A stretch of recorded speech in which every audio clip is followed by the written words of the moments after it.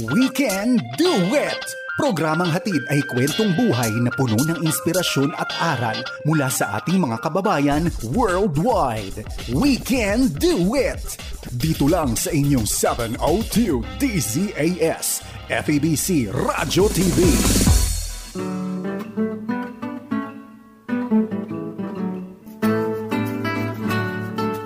From Southern California, the Far East Broadcasting Company presents We Can Do It!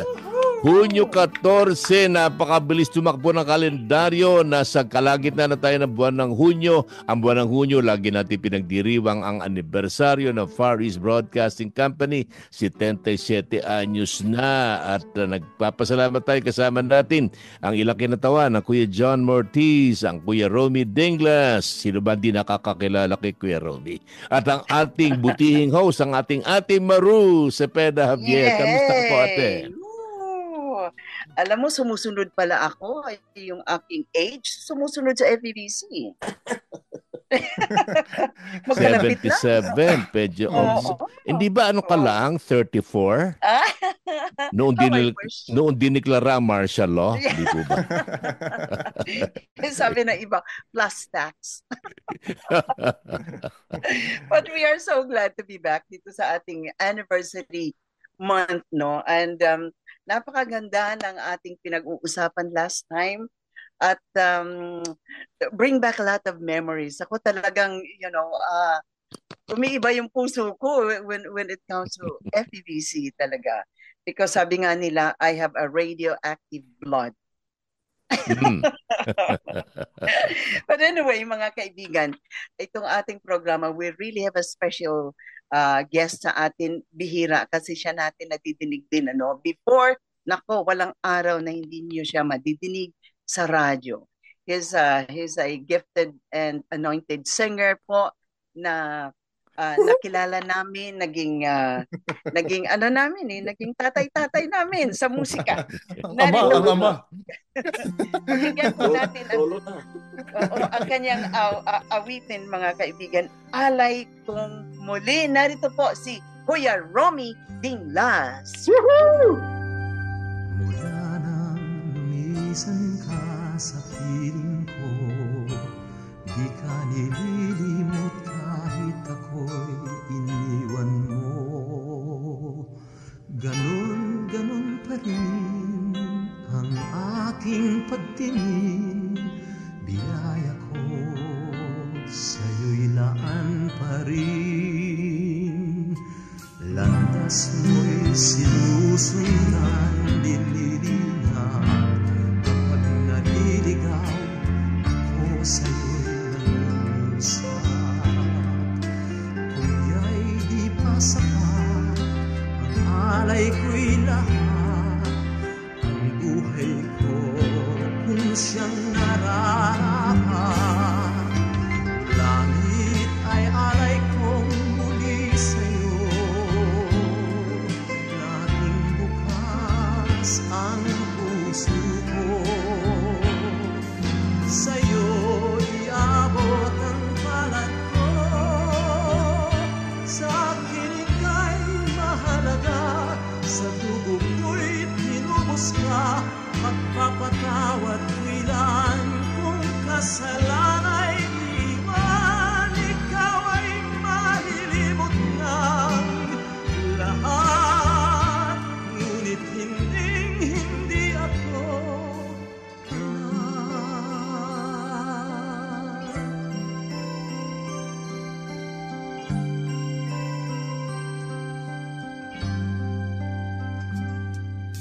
mula nang lumisan ka sa piling ko, ay hinahanap-hanap ko ang mga dalangin mo. Araw-araw sana ay kaulayaw ka, kung di ka lang naligaw ng kasya. Langit ay alay kong muli sa'yo, laging bukas ang puso ko. Sa'yo iabot ang palad ko,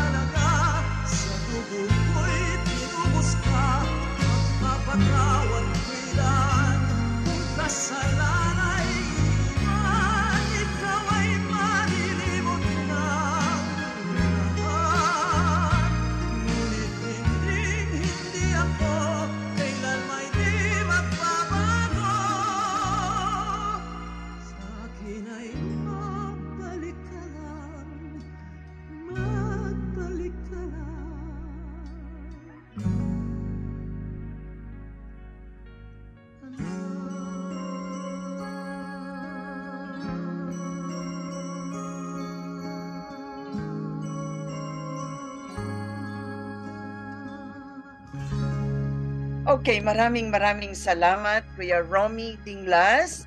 Alay Kong Muli. So, Kuya Romy, what is something about this song? Bakit sa lahat ng mga kanta mo, ito yung napili mo? Ano bang mensahe nito? Yeah. Ang mensahe niya tungkol sa sa prodigal son na Kristiyano na hiwalay sa Panginoon, kumbaga lumamig. At yan nga, ang awitin niya, composition ni Ricky Sanchez. Oh, I see. Sa Papuri 10. Oo. Okay, sa Papuri 10 pala ito. Wow. So, Pero bago ka interview ni Ate Maru, para lang malaman ng iyong mga fans, alam nila nasa Pilipinas ka nun eh. Tiga saan ka na po ngayon at ano po ang iyong present correct, okay. role in life? Sige po. Ay nakatira sa City of Norwalk, Okay. LA County, sakop ng LA County. At ako po ngayon ay naglilingkod sa CCGS, Church of Christ the Good Shepherd, na pinangunahan ni Pastor Dave. Gamit ako ng Panginoon doon sa music. Sa music pa rin. Ay, wow. At salukuyan, ang aking ministry din ay Apostolic Ministry. Naya po. Nag-aalaga na. Ilan na, Kuya Ron? Dalawa na kay Given eh. Yung kay Vanessa, malalaki na yun eh. 28 years old. Sila na nag-aalaga sa'yo. Di ba, Kuya Romy, ang ating mga apo ay naging apostrophe. Apostrophe. Pero, balikan natin ang ating mga involvement sa FBC. I'd like to start with ang aking unang program na pinahawak sa akin ay yung Filipiniana. It used to be This is the Philippines na ang host doon ay si yung missionary natin si nakalimutan ko. Anyway, but then nung nag-furlough na siya, naubusan siya ng programa. So challenge ako ni Miriam Perez, so we call her Mingi. Yun, ni Filipina for 15 minutes. And then after that, dinagdagan, naging 30 minutes. But it was not easy sa akin kasi hindi naman po ako broadcaster. Hindi naman ako graduate ng Mascom, pero sinasabi ko lang mas committed ako kay Lord. Kaya binigyan ako ng programa na gano'n. At it talks about the Philippines, the heroes and the places and people. But then you know what? God blessed it with an award. It won in 1976 as the best cultural radio program of the Philippines, awarded by KBP. Kapisanan ng mga broadcasters sa Pilipinas. That was a blessing. You deserve it. Yeah. So, ikaw naman Kuya Dave. Bago tayo kay Kuya Romy. Ang first program namin, maliliit pa kami. Mga hiyas ng tahanan. At noong ako'y nag-aaral na sa Phoebias, at bukod doon, gumagawa kami ng voice tracks. Halimbawa, may mga gagawing jingles ang DCIS, kami ginagamit ng mga bata. And then, noong nasa Phoebias na ako noon, every weekend, ako humahawak ng program ng Daddy, yung Hardin ng Panalangin. Para mapahinga siya, Lunes hanggang Biyernes siya. Sabi, anak, sa'yo na yung Sabado-Linggo. Nagpatuloy yun hanggang sa lumipat na kami ng Estados Unidos. While nasa FEBC, pagkabalik namin ni Kuya Romy noong 1977, doon pa lang ako talaga naging officially hired ng FEBC. Oh, yes. So, programa naman noon, yung Tagis Himig, yun naman ay amateur singing contest. Lahat ng mga makukuhang mga singers doon at mga awitin, yun na feature sa Papuri. So ito ang parang naging pinakabinhi para magkaroon ng Papuri. Yes. Pasabay na rin yan, binigay na program sa akin yung ang mga tanging himig. Kalahating oras na nagpapatugtog ako ng mga awiting Kristiyano, ng mga Pilipino, at napalitan yon ng Papuri later on. And then, yung nature ng program natin ngayon, nag-i-interview ako ng mga pastor, manggagawa ng linggo. So, yung mga yes, okay. programa na yon ang aking hinawakan hanggang sa lumipat na kami ni Grace sa Estados Unidos noong 1979 ay tinurn over ko na yung mga programang yon sa kanila. At karamihan ng mga nakikinig, ang sabi nila ay salamat sa Diyos na wala din si Dave sa ano.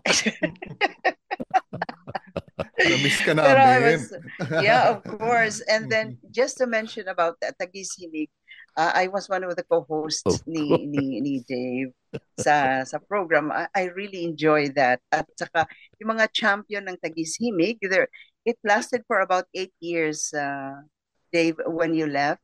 So lahat ng mga champions doon ay automatically naging papuri interpreter. But Such as? some of them na hindi nag-champion but they were good, like Sagani Licerio, Robert More, ang dami, ginamit din sila sa production ng papuri. And I'd like to mention just one thing. Ang exposure ko sa radyo ay ginamit si Ate Roda Nagit.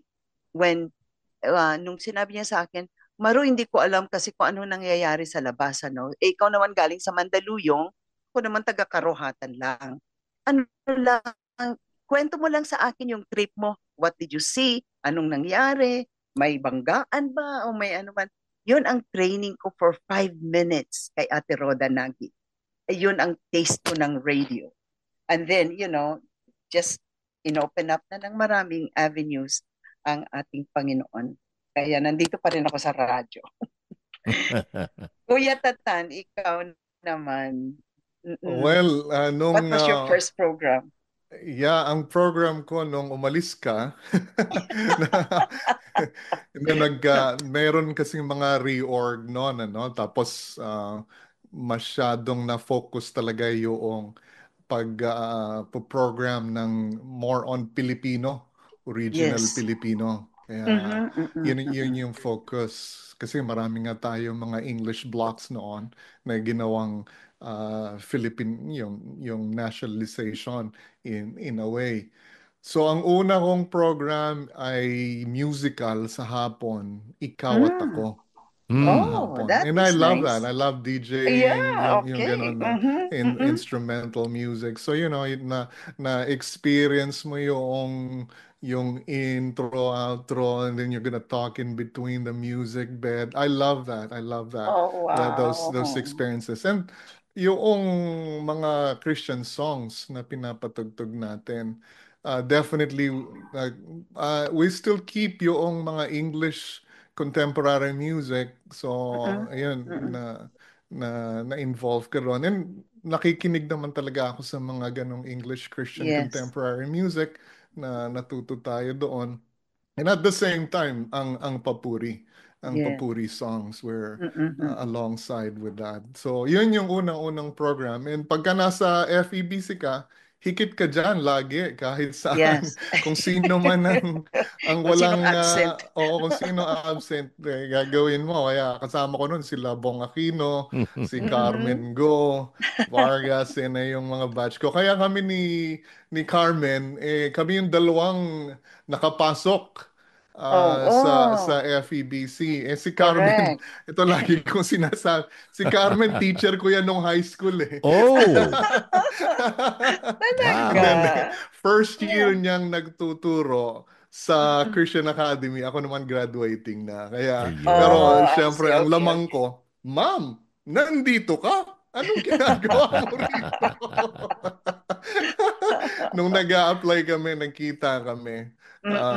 Kaming dalawa. So, I thank God for that. Si Carmen. That is so nice. Yeah. Oh. And then, hikit ka ng mga programs. And by the way, I just like to make this a point. Ang FEBC US kasi, naging entity tayo rito 1945 eh. Kaya this year, we're celebrating 80 years. Wow. Oh, wow. Dito sa US. Sa US. Sa US. Kaya we will have celebration ng FEBC US this year. I've been hearing na may mga projects na nag-sign na naman yung aking may mga projects na lalabas. So anyway, and then I got involved sa Papuri. Hinikit niyo ako ni Kuya Romy as a committee. And then with that, pinadala rin ako sa Saipan. Ayun, iba rin yung ministry natin sa Saipan kasi maganda yung process doon dahil nakita namin from listeners, and then we make big events, yearly events, tatanggap sila sa Panginoon, and then establish natin yung community of churches doon, mga discipled. And then I've seen a lot ng mga listeners ngayon, may mga manggagawa na sa Panginoon. Yung process na yun napakasarap nung ganun makita mo. Yeah. So, naglilingkod na. Si Kuya Romy naman, alam ko he stayed with FEBC longer than the three of us. Kaya Kuya Romy, kwento mo, anong pinakaunang programa mo sa FEBC? Naku, hindi ko ini-imagine o ni pangarap man lang mag-announcer. Pareho tayo. Nung mag-umpisa yung Papuri program, nagka-aberya yun, nawala yung dating nag-a-announce doon. Hindi ko nababanggit. Wag na. Inuusap ako ni Minggi at saka ni Efren. Sabi, ikaw talagang dapat sa Papuri program. Okay? Ayoko, hindi pwede, Romy. So napilitan ako. Nag-umpisa mag-program ni Maru. Si Maru na ang kapartner ko kagad. Oh, yes. Scripted. May takagawa si Ruth at Bautista. Yeah, so gagawa. Noong unang programa namin, nakakatawa. Ang dami natatawa. Masyadong awkward, binabasa namin yung script. Tama. Wala na. Hindi natural eh. So wala na script. Yun. Hanggang medyo nasanay na ako. Hanggang dumating ang that was 79, ano? Yes. 79. Noong 1982, nanalo kami best program. Talaga naman. Praise God. Nakatanggap pa kami sa FM station, no? Program. Yes. Tayo AM lang. Yeah, oo. Pero nanalo kami. Yeah. Nanalo kami. Praise the Lord. Talaga nakatulong din binayaran natin, ano? At wala po. Talagang award po nila yun. Kung hindi FEBC at sa Papuri, walang Romy Dinglas. Humble naman na Kuya Romy. Bago pa mag FEBC, nandun na yung world famous Mispa Quartet. As Kuya Romy yan. Nung tumagal, yung chordsmen, world famous chordsmen. Nung tumagal, naging worldly famous chordsmen. Ang hindi ko malilimutan na pinakagawa pa hanggang ngayon, nasa isip ko pa rin yan, yung ginamit ni Glendin ang chordsmen na mag-fundraising dito sa USA noong 1973. Mga 48 states ang napuntahan namin. Nakapag-raise kami ng $68,000. Malaking. Wow. Yeah. During that time. Yun ang ginawa yun ang ginastos sa MRS at saka yung new studio building. Yes. Naabutan namin. Yun ang isa sa siguro kong na pinakamalaki na contribute ko sa FEBC. Ang MRS kasi is the music recording studio. Ang laki-laki nun. Doon lahat ng mga recordings na nadidinig sa radyo every day ay nire-record doon. Maraming nagbunga doon. Correct. And of course, si Kuya Roger Padrinao ang ating technician doon. Kaya talagang ang dami na discover doon ng mga singers, mga composers, at mga music artists. Ang dami-dami. And ang dami ding programs na-produce diyon. That's the Music Recording Studio or the famous MRS ang tawag. Si Kuya Romy, alam mo, Ate Maru, Mm-mm. ang TYFR noon 1976, nagkaroon ng big fire. At ang Kuya Romy, instrumental sa pagpa-fundraiser. Nagbalik ang isang team galing Pilipinas para mag-raise ng funds. Naka-raise naman na, kung di ako nagkakamali, 35 to 37,000 para maipagawa ang DYFR noon. Kaya Kuya Romy, ang laki ng papel mo doon. At DYFR is in Cebu, right? Is in Cebu. Alam mo nangyari noon, hindi kami kumikita in dollars sa bilo mo galing ng Pilipinas. Yung sweldo, piso pa rin sa Pilipinas. Correct. Pagdating dito sa Amerika, trabaho kami gabit araw. Kuya Romy, di tayo natutulog doon. 48 states yan ang pinuntahan namin noon. Maneho yan, coast to coast. Naka 36,000 miles kami noon. Nakapa-fundraiser, Texas, lahat mula East Coast, West Coast, hanggang sa southern tip ng United States. Hanggang sa umabot kami sa Canada.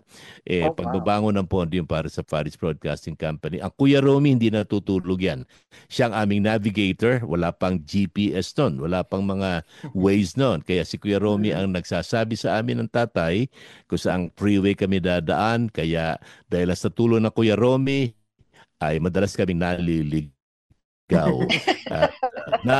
Pero tinutuwid ng Kuya Romy. Pero dahil doon, Kuya Romy, salamat sa iyo. Nais ko publicly to recognize my Kuya Romy. Wala kasi nakakaalam nito eh.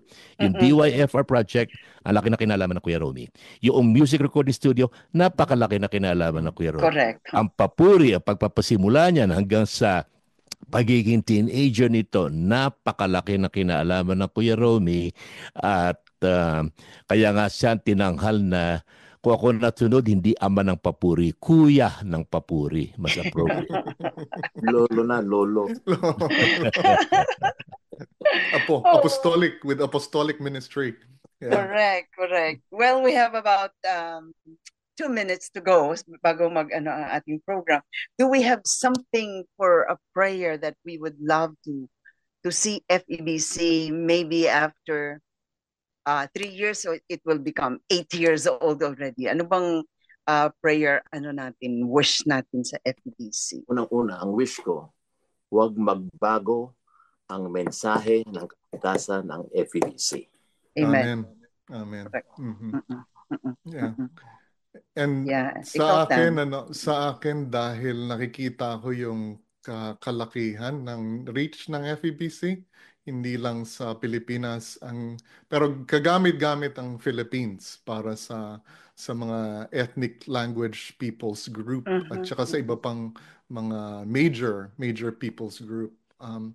Patuloy, Kuya Romy, I'd like to piggyback on that, no? Kasi talagang iyon ang emphasis natin, ang gospel. Ang gospel ang makakabago ng buhay. Ang ebanghelyo ng ating Panginoong Jesus. Yeah, pwede tayong tumulong in a financial way, pero ultimately tutulong tayo dahil mababago ang puso ng isang tao. And that's forever. Yeah, right. Ako naman, ang masabi ko, ang lahat ng mga broadcasters would really be very close and ask wisdom from the Lord. Kasi tayo ang boses ng Panginoon. And a lot of people ay nakikinig sa atin. Bata, matanda, teenagers. So we have a big responsibility kung ano yung lumalabas sa ating bibig. Always remember that we represent Jesus. We are the voice of Jesus on radio. So, yun ang panalangin ko na everyone should, really be very close sa ating Panginoon. And think about that. Think about less of you, but more of Jesus. Yun ang reminder sa akin. Si Kuya Dave naman. Para maging patuloy na tinig ng Diyos ang Far East Broadcasting Company at maging mouthpiece ng Diyos ang ating himpilan. Right. So, yun po mga kaibigan ng ating We Can Do It for today. But just a reminder ng ating programang We Can Do It ay napapakinggan sa FEBC Radio TV at napapanood sa Facebook Live at sa YouTube channel ng 702 DZAS FEBC Radio TV.